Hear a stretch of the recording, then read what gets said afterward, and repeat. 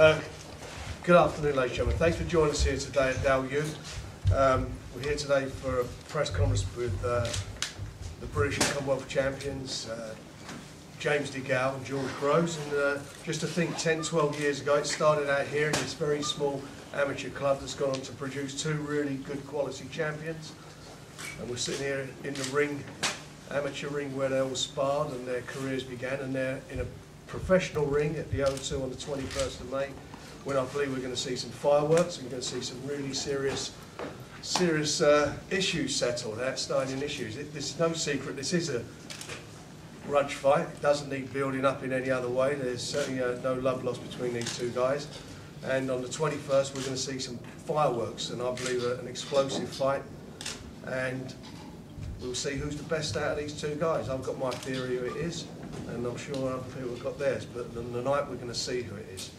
You know, this really is testament to British boxing when you think about it. Places like this, small gyms like this, with devoted coaches and officials who run clubs, that takes us to the next stage in these guys' careers. They developed here, turned professional, and as I say, it's testimony that people put their time and effort into working in gyms like this around the country, the amateurs, to get these kids, when you look from the area, get them off the streets and find them some direction in their life. Anyway, we've got some direction, we've got a really good fight, and everybody's here, so if you've got any questions to ask, please feel free to do so. What's with the black eye, no? Been sparring and got called working on my defence. Who was that? Neither? What's that? Who was that? Who was it? That's a top secret. It's top secret at the moment, I'm afraid. Wow. Sorry guys. Eubank. Wow. What do you make of the black eye, James? Obviously he's been having hard competitive sparring, but as I say, man, his defence is leaky, so he's going to get hit, he's going to get bruised up in sparring. Well, yeah, just obviously hard sparring, but What's it going to be like on the night? there you go. What is it going to be like on the night when we've got 10-ounce gloves and no head guard? How would you say your sparring out in America, though, with the likes of DeGale, George, has made a difference to your sparring back here? Yeah, it's been good. I sparred with DeGale, he's world class. Matched him since I come back here. Obviously I haven't been sparring with world class operators, but I've kept the same level of intensity and the same what you need to put in sparring. I'm happy with it. Being back here in the same room as George, James, what sort of memories does it bring back, and does it reinforce the personal nature of this? Yeah, this is where it started. Brings back memories, brings back good memories. This is where I used to school him day in, day out in this ring. So it brings back great memories and feels nice being back. Was that how it was? No, I was actually a bit miffed when they said they wanted to have a press conference here, because I thought, it's not really the sort of place James wants to be, is it? It's just going to remind him that I'm better than him, and that, you know, I have to pay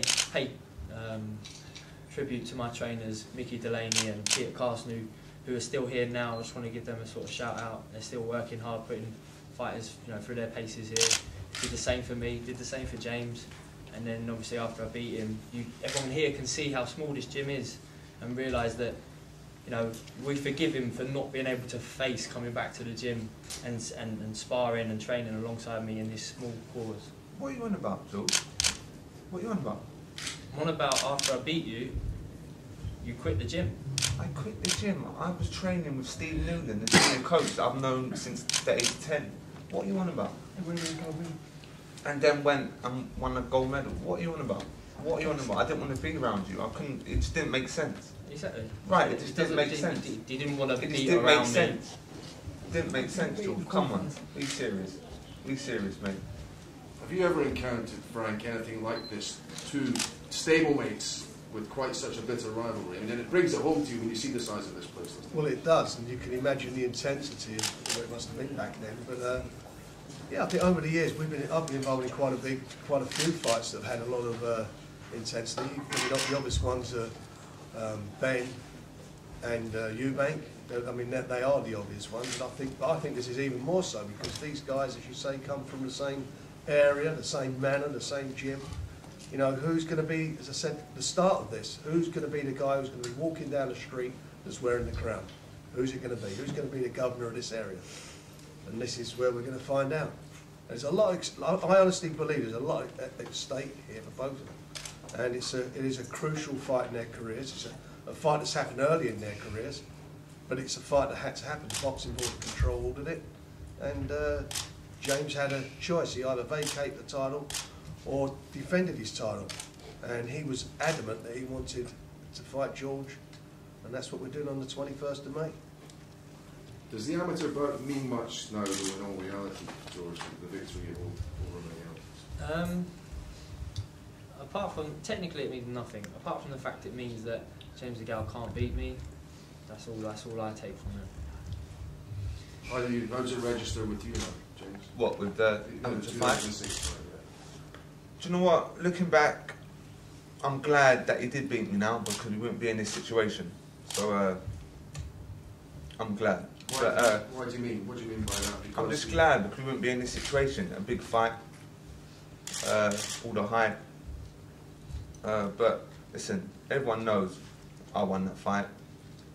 And it don't matter. It don't matter. If he wouldn't have beat me, I wouldn't have went on. Maybe I wouldn't have went on to win an Olympic gold medal, come off bronze. So You owe it to me.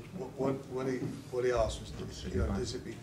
Start that question. Go on. Yeah. What's that? I mean, do you think you Talk only got slowly. this fight on the back of that victory? Is that what you're kind of? Pardon? Do you think you only got this fight now on the back of that amateur victory? Of course he did. Of course, it's fact. He's lived off my name for half of his life. For half his life. Of course he has. James, when was the last time you were actually in this studio with him? Who, with him? Yeah. Oh, years ago now. Years ago. I obviously come in here and see the young boys and come and show them my British belt and my sponsor Lonsdale, give them kit and stuff like that. So I'm always in the gym, but I ain't been in the gym with him for a long time. When you were splitting your sessions, was there a day you actually ever bumped into each other here, sort of, No. one the way in, one the way out? No. No. As I say, I used to train with the seniors, with my coach who trained me sort of all my life, and James left and trained with the 12-year-olds. So I never really felt the need to train with 12-year-olds. So. And won a gold medal, training with 12-year-olds. What's he going to be like now? Training with men? God, he's going to be a tornado in that ring. Adam, how hard have you pushed George? I mean, we do see him marked up. The sparring has been hard. Any concern that you've pushed him a little bit too hard? No. Why not? Why does it need to be this hard for Why this haven't you fight? pushed me harder? Why haven't I? Why am I concerned? Well, You said if I got concerns, I got no concern. why did it need to be that hard then, the preparation for He's this? in a fight. Have you been trying to put him really out of his comfort zone though? You know, push him harder than you have before? That's all you do. He's in a fight.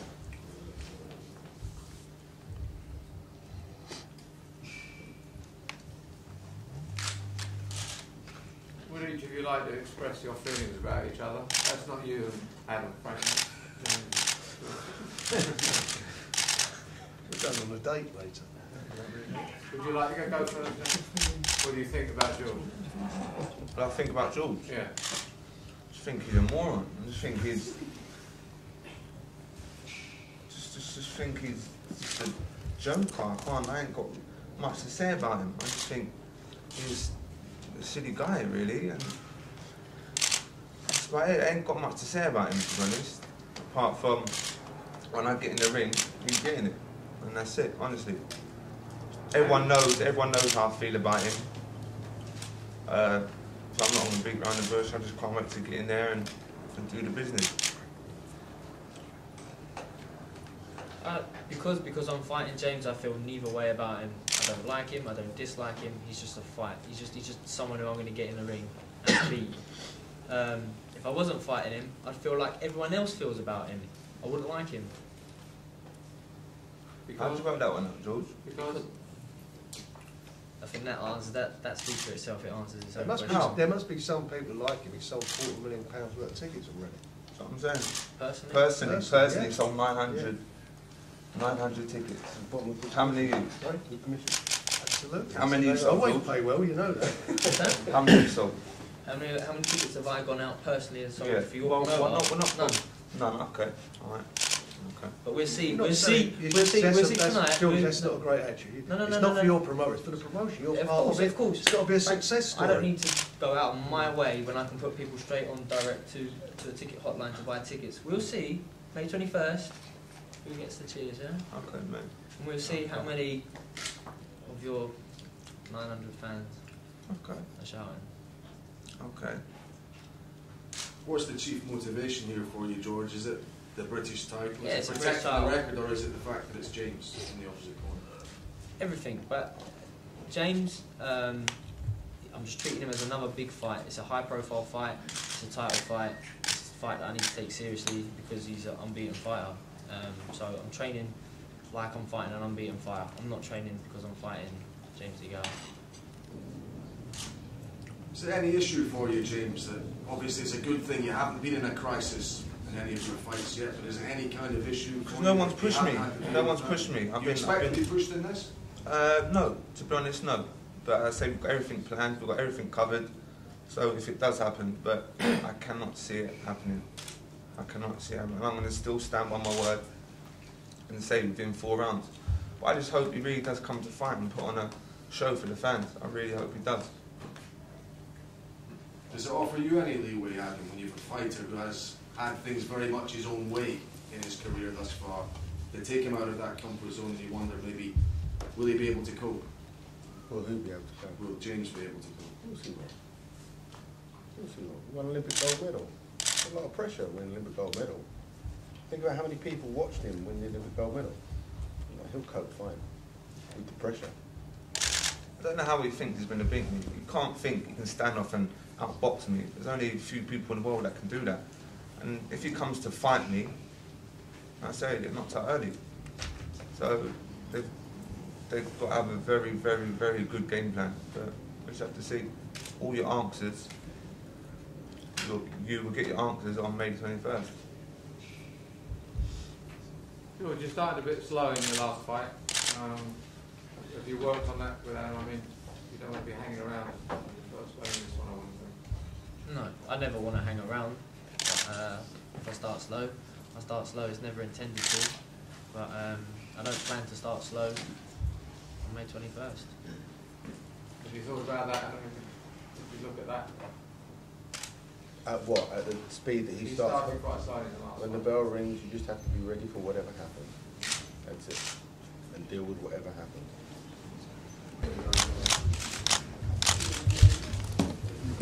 Oops, sorry. Done?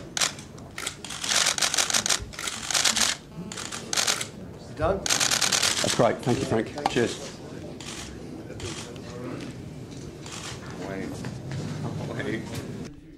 Hi, I'm Sophia Stefano here with Frank Warren TV. We're here at the Dale Youth ABC, here at the press conference between James DeGale and George Groves. The fight's only 2 weeks away. For tickets, call 0844 856 0202.